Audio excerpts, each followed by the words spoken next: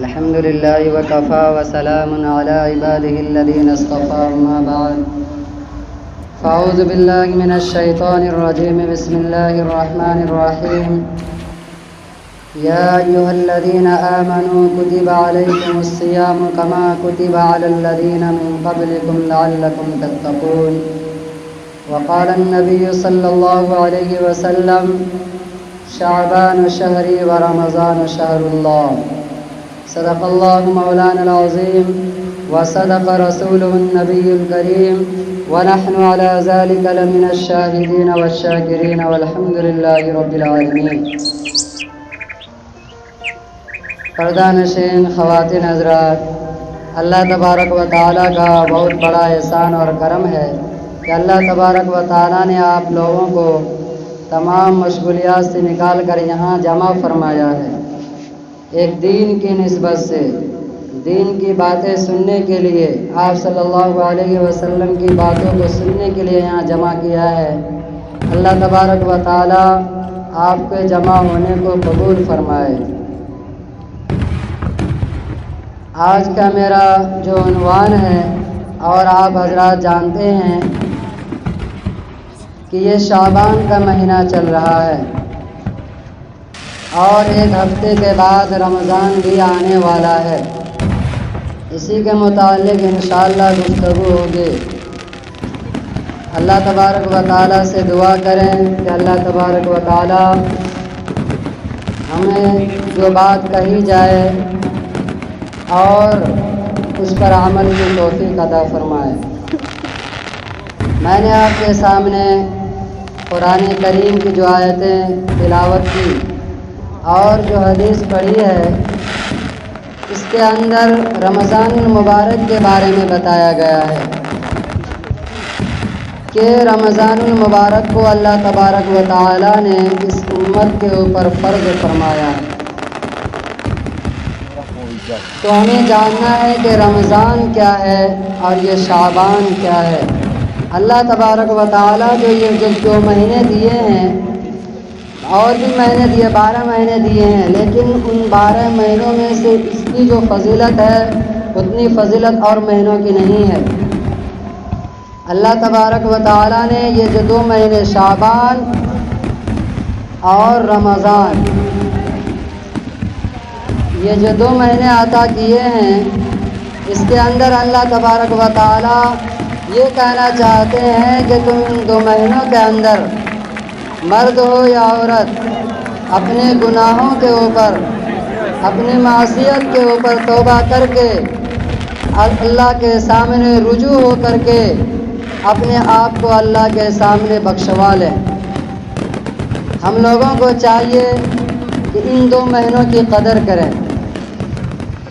شعبان کسے کہتے ہیں؟ آپ صلی اللہ علیہ وسلم نے اس حدیث کے اندر فرمایا کہ شعبان میرا مہینہ ہے اور رمضان اللہ کا مہینہ ہے۔ تو آپ صلی اللہ علیہ وسلم نے جو شعبان فرمایا، تو شعبان کے معنی آتے ہیں پھیلانے کے۔ تو اللہ تبارک و تعالیٰ اس مہینے کے اندر اپنی رحمت کو پھیلا دیتے ہیں۔ اور رمضان کو رمضان اس لیے کہا جاتا ہے کہ رمضان کے معنی آتے ہیں کسی چیز کو بھوننا، کسی چیز کو جلانا اور اس کی راکھ بنا کر کے اڑا دینا ہوا میں۔ اللہ تبارک و تعالیٰ نے اس کا نام خود رکھا ہے رمضان، کسی آدمی نے نہیں رکھا، کوئی قوم نہیں رکھا اس کا نام۔ اس رمضان المبارک کا نام خود اللہ تبارک و تعالیٰ نے رکھا ہے۔ اور قرآن کریم کے اندر اللہ تبارک و تعالیٰ نے فرمایا شہر رمضان الذی انزل فیہ القرآن، کہ اس رمضان کا نام اللہ تبارک و تعالیٰ نے خود رکھا ہے۔ تو رمضان کو رمضان اس لیے کہا جاتا ہے کہ اللہ تبارک و تعالیٰ اس مہینے کے اندر اپنے بندوں کے گناہ کو جلا کر کے، راکھ کر کے ہوا میں اڑا دیتے ہیں۔ اس کا مطلب یہ ہوا کہ اللہ تبارک و تعالیٰ اس مہینے کے اندر اپنے بندوں کی بخشش فرماتے ہیں، اپنے بندوں کے گناہوں کو معاف فرماتے ہیں۔ یہ اس وقت ہوگا جب کہ ہم اور آپ اللہ تبارک و تعالیٰ کے سامنے توبہ کریں، استغفار کریں۔ یہ مہینہ اسی لیے اللہ تبارک و تعالیٰ نے دیا ہے کہ ہم لوگ توبہ اور استغفار کریں۔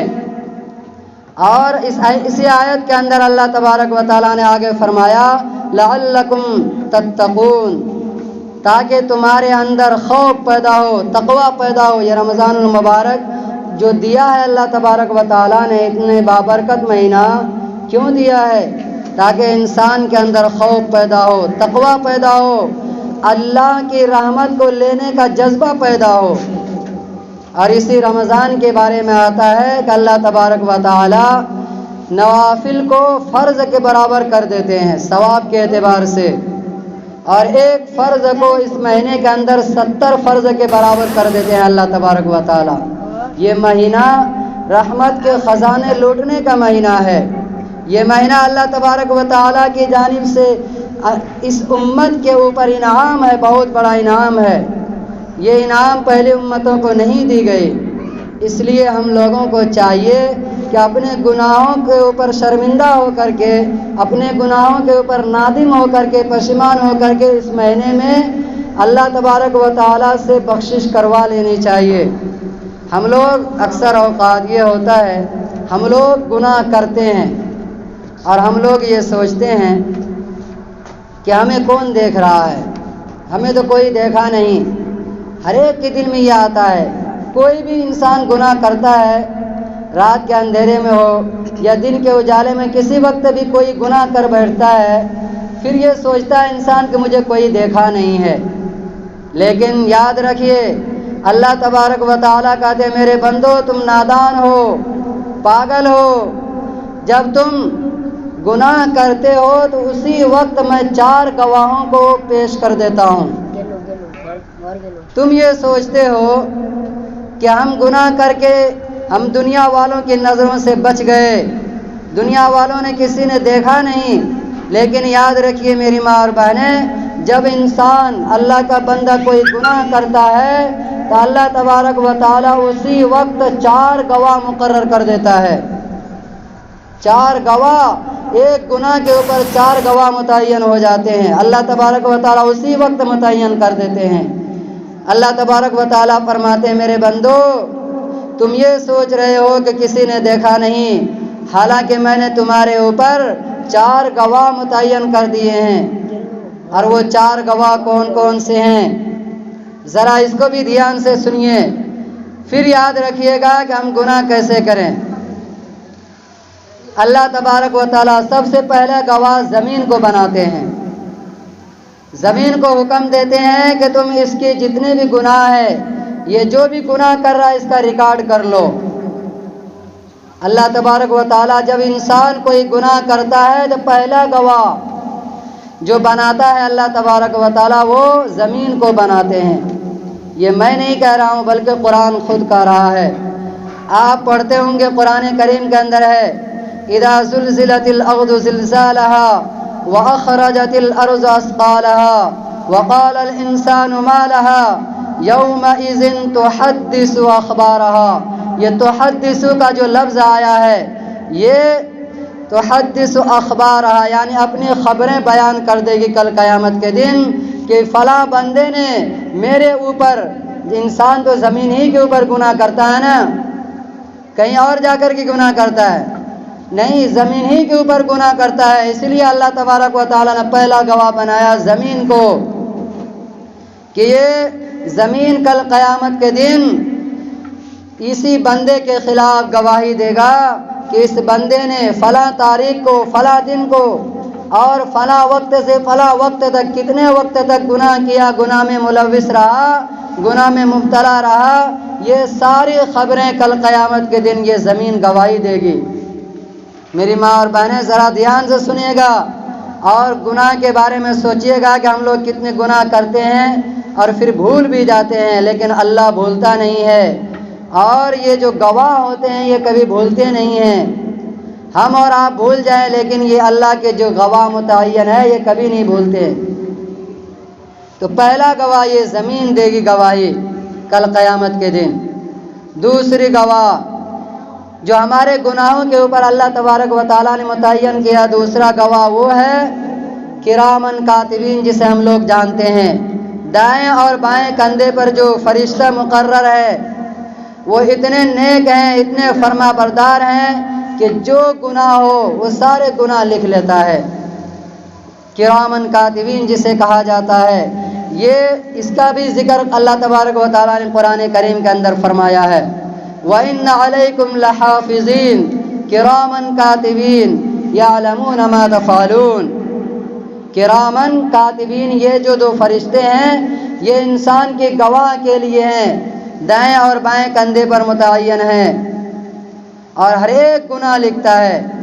جتنا بھی ہم گناہ کریں سارے گناہ لکھتے ہیں۔ ذرا گناہ کرنے سے پہلے سوچ لیجئے گا کہ ہمارے اوپر کتنے گواہ متعین ہیں۔ یہ دوسرا گواہ ہو گیا کرامن کاتبین۔ اور تیسرا گواہ اللہ تبارک و تعالیٰ ایک فرشتے کو بڑا رجسٹر دیا ہوا ہے اور اسے کہہ دیا کہ اس کے جتنے بھی گناہ لکھتے جاؤ، جب تک ہماری زندگی رہے گی تب تک وہ فرشتہ اپنے رجسٹر کے اندر ہمارے نیک اعمال اور برے اعمال ساروں کو لکھ رہا ہے۔ سارے متعین ہو رہے ہیں، وہاں پہ لکھا جا رہا ہے۔ اور وہ فرشتے ایک ایک چیز کو بھی نہیں چھوڑتا، چھوٹا سے چھوٹا گناہ بھی نہیں چھوڑتا ہے۔ اگر ہم کسی کو بری نظر سے بھی دیکھ لیے اس کو بھی لکھ لیتا ہے فرشتہ، یہ ساری چیزیں لکھ لیتا ہے۔ اگر ہم چھپ کے گناہ کر رہے ہیں پھر بھی وہ فرشتہ لکھ لیتا ہے۔ یہ میں نہیں کہہ رہا ہوں، کل قیامت کے دن جب انسان کا نام اعمال دیا جائے گا اور اس کا نام اعمال، اس کا رجسٹر اس کے ہاتھ میں تھمایا جائے گا اور کہا جائے گا پڑھ لو، اقرا، اس کو پڑھو، تو انسان کل قیامت کے دن کہے گا ما لهذا الكتاب لا يغادر صغيرة ولا كبيرة الا احصاها، کہ میرے اس رجسٹر نے چھوٹے بڑے جتنے گناہ تھے سب کو اس کے اندر لکھ لیا، کسی گناہ کو نہیں چھوڑا ہے۔ یہ تیسرا گواہ ہے فرشتے۔ اور چوتھا گواہ جو ہوگا ہمارا جسم خود ہوگا۔ چوتھا گواہ ہمارا جسم خود ہوگا۔ کل قیامت کے دن ہم اور آپ روزانہ سورہ یاسین پڑھتے ہیں، سورہ یاسین ہی کے اندر یہ آیت آئی ہوئی ہے جو ہم لوگ پڑھتے ہیں۔ اللہ تبارک و تعالیٰ کل قیامت کے دن جب انسان کو کٹگھرے میں کھڑا کرے گا اور سامنے لایا جائے گا انسان کو، اور وہ بہت ڈرا ہوا ہوگا انسان اپنے گناہوں کی وجہ سے، اور ان سے پوچھے گا کہ بتا میرے بندے تو نے یہ فلاں فلاں گناہ کیا ہے، یہ گناہ کیا ہے، تو وہ بندہ جیسے دنیا میں ہم لوگ جھوٹ بول دیتے ہیں وہاں بھی خدا کے سامنے جھوٹ بولے گا۔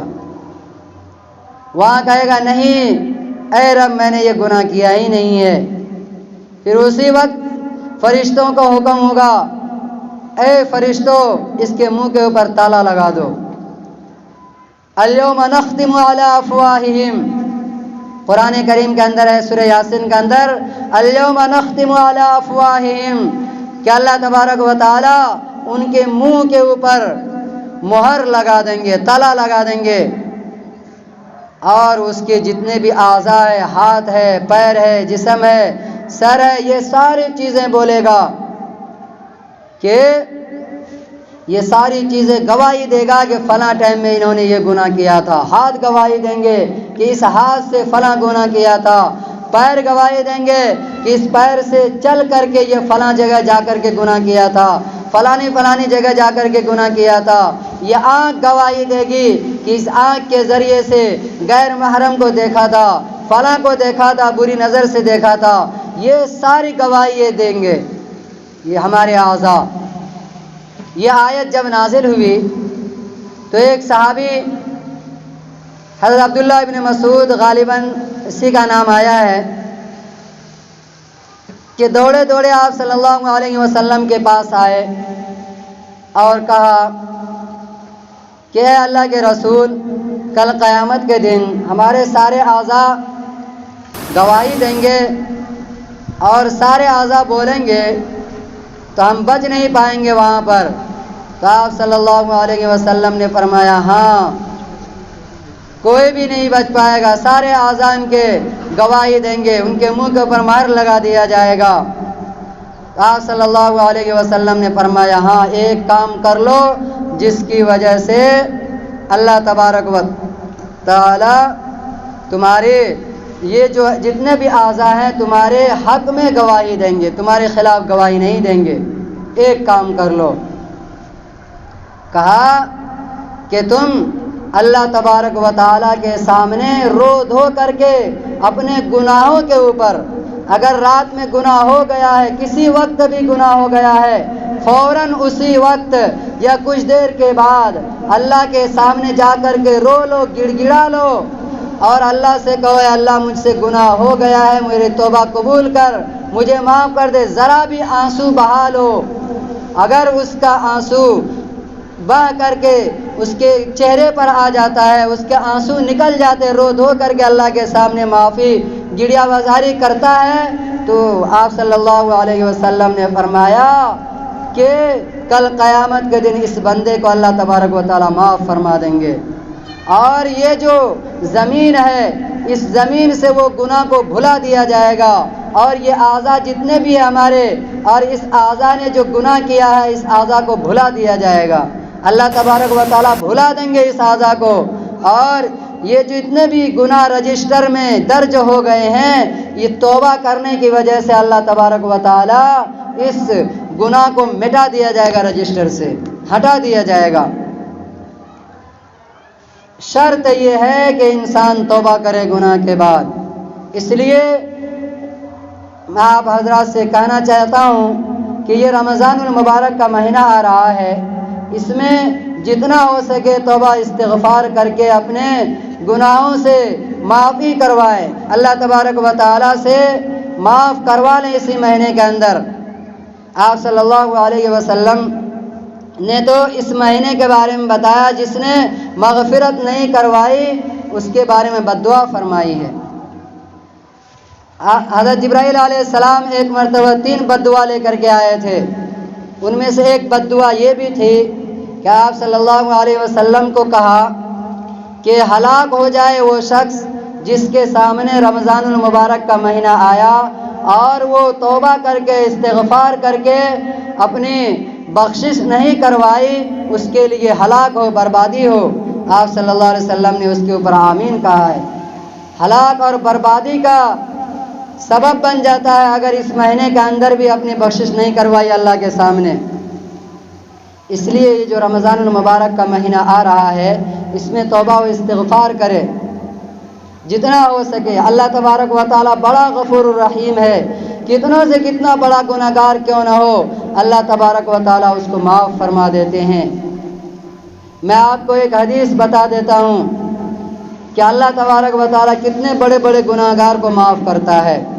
اس حدیث کے اندر یہ حدیث پڑھ کر کے ہم اور آپ عمل کریں، توبہ اور استغفار کریں اس حدیث کے سننے کے بعد، اور اللہ کی رحمت سے مایوس نہیں ہونا چاہیے۔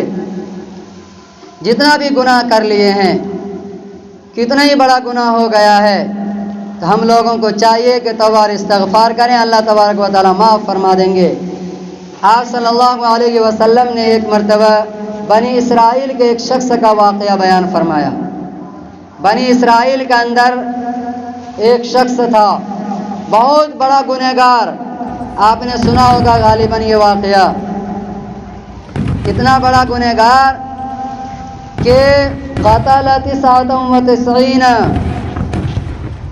فرمایا کہ 99 آدمی کو انہوں نے قتل کیا تھا۔ 99 آدمی کو قتل کرنے کے بعد اس کے دل میں اللہ کا خوف کس طرح آیا، اور انہوں نے سوچا کہ شاید اللہ تبارک و تعالیٰ مجھے بخشیں گے نہیں، میری مغفرت نہیں کریں گے، میری توبہ قبول نہیں کریں گے، کیونکہ 99 آدمی کو قتل کر چکا تھا وہ۔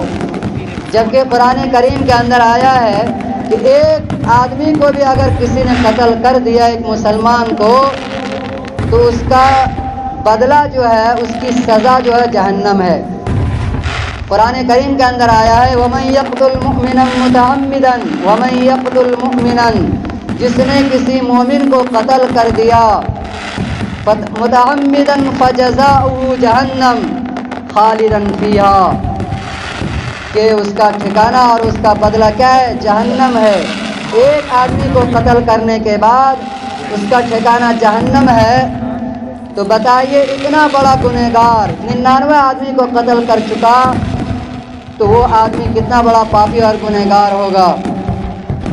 اس جگہ ایک بات میں بتا دوں کہ انسان، ہم اور آپ سوچتے ہیں کہ وَمَن يَقْتُلْ مُؤْمِنًا مُتَعَمِّدًا، جو قرآن کریم کے اندر آیا ہے کہ جو آدمی کسی مومن کو قتل کرے جان بوجھ کر، تو اس کے لیے کیا ہے؟ جہنم ہے، وہ سیدھا جہنم میں چلا جائے گا۔ اور بعض لوگ، ہم لوگ یہ سمجھتے ہیں کہ کسی ہتھیار سے، کسی چھری سے یا تلوار سے کسی کو قتل کر دیا، کسی کو قتل کرنا مراد ہے، اور یہی قتل کرنا سمجھا جاتا ہے عام عرف میں، ہم لوگ یہی سمجھتے ہیں۔ لیکن اور بھی اس کے تحت آتے ہیں قتل کرنے میں۔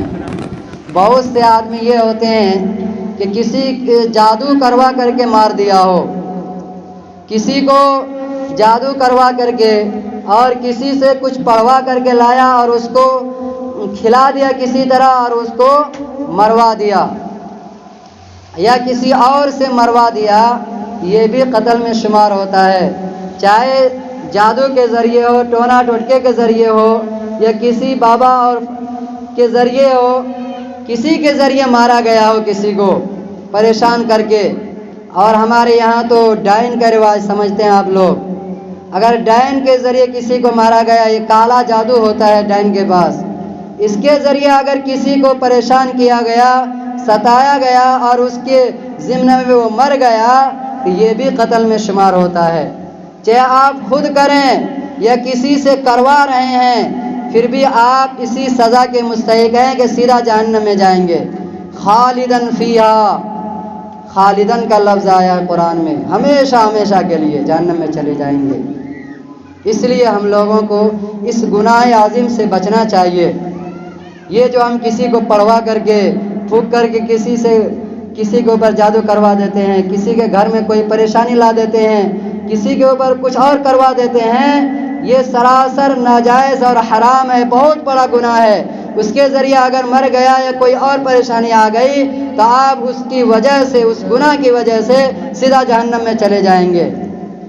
دوسری بات، ہم نے آپ کو بتایا کہ جب بھی ہم گناہ کرتے ہیں تو 4 گواہ اللہ مسلط کرتے اسی وقت۔ اور بتایا کسی نے کہ ہمارے یہاں جو ہندوؤں کا جو ایک چل رہا ہے اس طرف، یہ پوکھر کے ادھر جو چل رہا ہے یہ پروگرام ان لوگوں کا، اس میں بہت سارے خرافات ہوتے ہیں ان لوگوں میں، پتہ نہیں کیا کیا کرتے ہیں وہ لوگ۔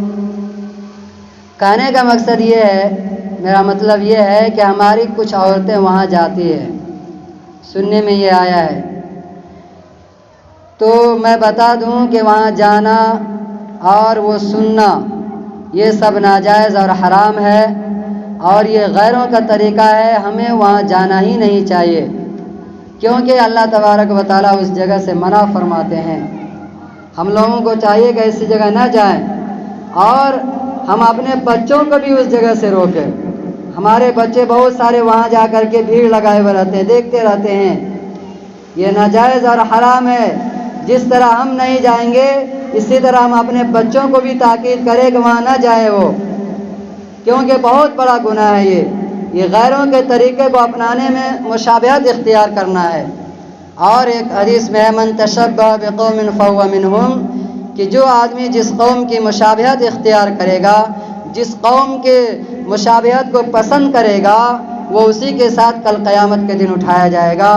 ہمارا وہاں جانا، ہمارے بچوں کا وہاں جانا، گویا ہم اس کے اس پروگرام سے، اس کے اس حرام کام کرنے کی وجہ سے ہم خوش ہیں۔ اس سے ہمیں یہ کہنا مقصد ہے کہ ہم اس پروگرام کے ان کے یہ کرنے سے ہم خوش ہو رہے ہیں۔ اسی وجہ سے اللہ تبارک و تعالیٰ کہہ رہا ہے ایسی جگہ جانا ہی نہیں چاہیے، اس جگہ سے بچیں۔ اگر آپ خود بچ رہے ہیں اور معلوم ہے کہ کوئی جا رہا ہے وہاں پر، یا کوئی عورت رات کے اندھیرے میں یا رات ہی میں جا رہے ہیں تاکہ کسی سے بچا کر کے، تو سمجھ لیجئے گا کہ یہ 4 گواہ ہمارے سامنے ہر وقت رہتا ہے، چاہے کوئی انسان ہو یا نہ ہو، کوئی آدمی ہو یا نہ ہو، لیکن یہ 4 گواہ اللہ کے ہمیشہ آپ کے ساتھ رہتا ہے۔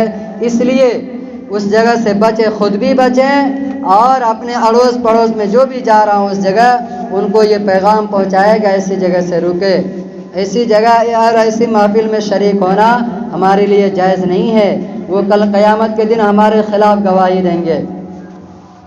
تو میں یہ کہہ رہا تھا کہ اللہ تبارک و تعالیٰ کتنا ہی بڑا گنہگار کیوں نہ ہو، اللہ تبارک و تعالیٰ معاف کر دیتے ہیں۔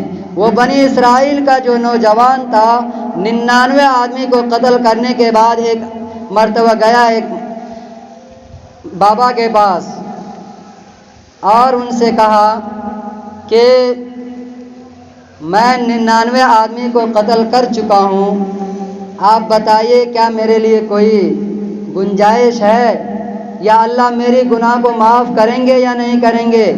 اللہ تبارک و تعالی میری بخشش کریں گے یا نہیں کریں گے؟ میری توبہ قبول کریں گے یا نہیں کریں گے؟ جبکہ میں 99 آدمی کو قتل کر چکا ہوں۔ وہ آدمی جو ولی تھا وہ کھڑا ہو گیا اور کہا تیرے لیے کوئی بخشش نہیں ہے، تو سیدھا جہنم میں جائے۔ 99 آدمی کو قتل کرنے کے بعد تو آیا ہے توبہ کرنے کے لیے، جبکہ ایک آدمی کو قتل کرنے کے بعد سیدھا جہنم میں پہنچ جاتا ہے، اور تو آیا 99 آدمی قتل کرنے کے بعد۔ تو وہ آدمی جو نوجوان تھا جو توبہ کے لیے گیا ہوا تھا، وہ آدمی کہا کہ جب میری بخشش ہی نہیں ہوگی، میری معافی نہیں ہوگی، تو لاؤ کیوں نہ تمہیں نمٹا دوں۔ چھرا نکالا اور اس آدمی کو اسی وقت اس بزرگ کو قتل کر دیا وہیں پہ، اور 100 پورے ہو گئے۔ اب 100 آدمی کا قتل، وہ شخص اب وہاں زمین پہ پڑا ہوا ہے، اور وہاں پہ انہوں نے کسی آدمی سے پوچھا کہ میں تو اب 100 آدمی کو قتل کر چکا ہوں، کیا میرے لیے کوئی معافی ہے اللہ کے یہاں؟ تو لوگوں نے بتایا کہ ہاں ہے، تم یہاں سے فلاں جگہ میں فلاں گاؤں میں کچھ آدمی رہتے ہیں وہ لوگ، اور وہاں پہ توبہ استغفار وہ لوگ عبادت کرتے رہتے ہیں، اللہ کو یاد کرتے، وہاں چلے جاؤ، وہاں تمہاری بخشش ہو جائے گی، وہاں اللہ اللہ کرنا اور وہاں اللہ سے معافی مانگنا، رو دھو کر کے معافی مانگنا، تو وہاں اللہ تبارک و تعالی توبہ کو تمہاری قبول کر لیں گے۔ تو وہ آدمی وہاں سے چلا، یہ 100 آدمی کا قتل کرنے والا آدمی وہاں سے چلا، اور جانے کے بعد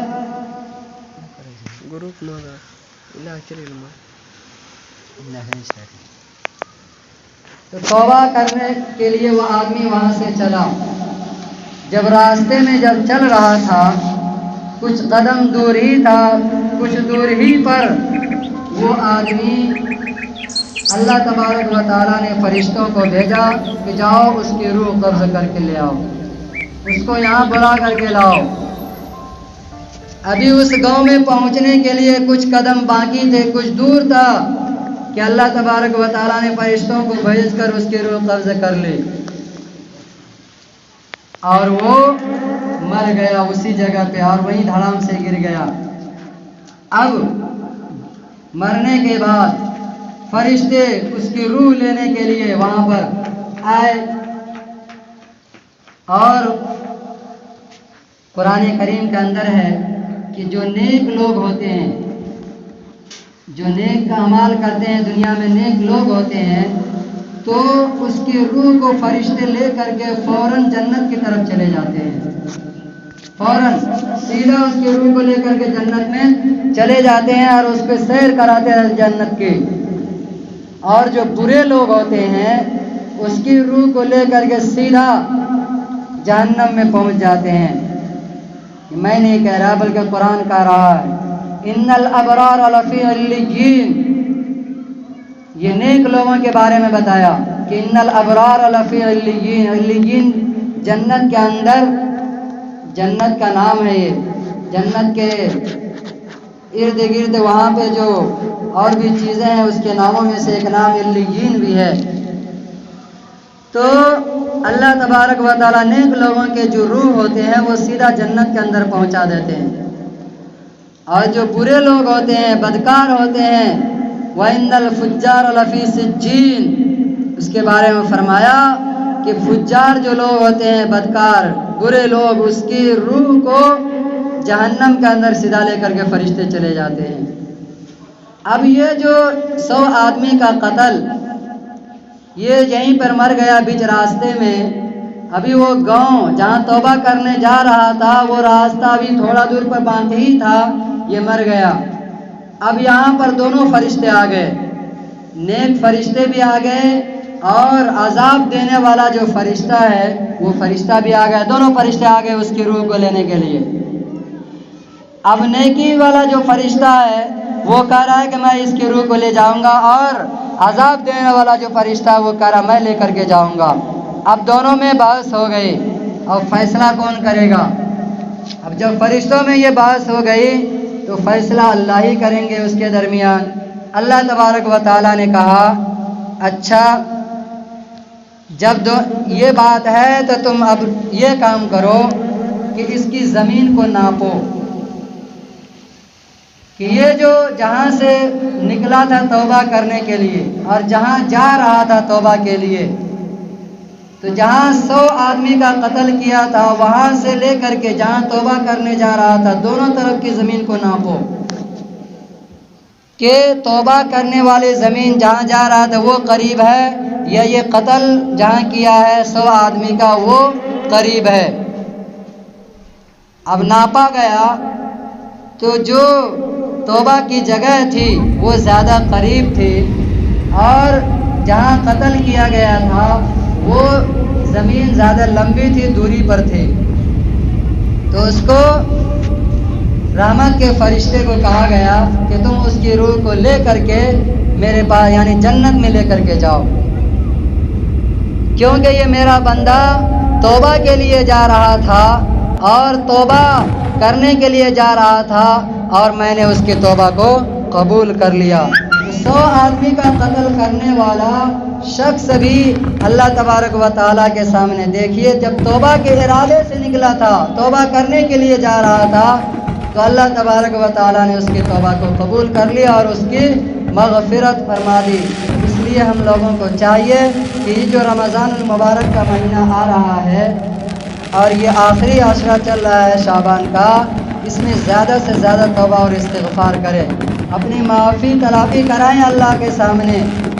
اور بتایا آپ صلی اللہ علیہ وسلم نے جب معراج پر گئے تھے، اسی رات میں آپ صلی اللہ علیہ وسلم نے ایک صندوق دیکھا آسمان کے اوپر، اور وہ صندوق اتنی خوبصورت تھی کہ آپ صلی اللہ علیہ وسلم نے فرمایا کہ میں نے اس جیسا صندوق کبھی دیکھا ہی نہیں، بہت ہی زیادہ خوبصورت صندوق۔ پھر آپ صلی اللہ علیہ وسلم نے حضرت جبرائیل علیہ السلام سے پوچھا ہے جبرائیل یہ صندوق کیا ہے، یہ کس لیے ہے، یہ کیا ہے یہ چیزیں؟ تو آپ صلی اللہ علیہ وسلم کو حضرت جبرائیل علیہ السلام نے فرمایا کہ یہ صندوق آپ کی امت کے لیے ہے۔ آپ کی امت جب رمضان صرف پورے سال میں ایک ہی مرتبہ یہ صندوق کھلتا ہے، یعنی رمضان المبارک کے مہینے میں آپ کی امت کوئی بھی نیک اعمال رمضان المبارک میں کرے گی تو اللہ تبارک و تعالیٰ کے فرشتے اس کو لے کر کے یہ صندوق میں بند کر دیں گے۔ یہ محفوظ ہوتا ہے اس صندوق کے اندر۔ اس امت کے اوپر اعجاز ہے، اللہ تبارک و تعالیٰ کا بہت بڑا انعام ہے کہ وہ صندوق صرف ایک مرتبہ کھلتا ہے رمضان المبارک میں، اور نیک اعمال جو بھی رمضان المبارک میں ہم کریں گے تو اللہ تبارک و تعالیٰ اس کے اندر یہ ہمارے اعمال کو محفوظ کر دیں گے، وہاں پر یہ لکھا جائے گا ہمارا نیک اعمال۔ اس لیے ہم لوگوں کو چاہیے کہ رمضان المبارک کو زیادہ سے زیادہ قدر کریں، اس میں نوافل کا اہتمام کرے، روزوں کا اہتمام کرے۔ ہمارے یہاں بہت سارے نوجوانوں میں، عورتوں میں تو یہ ہے کہ وہ روزہ رکھ لیتے ہیں، لیکن ہمارے بہت سارے نوجوان ایسے ہیں جو صحت مند بھی ہوتے ہیں، ساری چیزیں ہونے کے باوجود وہ روزہ نہیں رکھتے۔ اس لیے ہماری آپ سے یہ گزارش ہے، ہماری ماں بہنوں سے گزارش ہے کہ آپ کے گھر میں جتنے بھی مرد ہیں ان لوگوں کو اس پر اکسائے کہ روزہ رکھنے کے لیے ان کو بتائیں یہ ساری چیزیں روزے کا اہتمام کرنے کے لیے۔ ذرا ذرا سے بہانے کے وجہ سے، ذرا ذرا سے تکلیف کی وجہ سے روزہ چھوڑ دیتے ہیں۔ کتنی اہمیت والی چیز ہے یہ روزہ۔ بتایا جاتا ہے حدیث کے اندر کہ ایک روزہ چھوڑ دینے کی وجہ سے اگر وہ انسان اس روزہ کے چھوٹنے کی وجہ سے پوری زندگی، اگر 40 سال کی بھی زندگی اس کے بعد پا لے اور 40 سال تک اس روزے کے بدلے میں روزہ رکھتا رہے، پھر بھی وہ روزے کا ثواب نہیں پا سکتا ہے۔ ایک روزے کے بدلے میں پورے سال روزہ رکھے، پوری زندگی روزہ رکھے، پھر بھی وہ ثواب حاصل نہیں کر سکے گا جو اللہ تبارک و تعالیٰ نے روزے میں رکھا، وقت پر جو روزہ رکھا ہے۔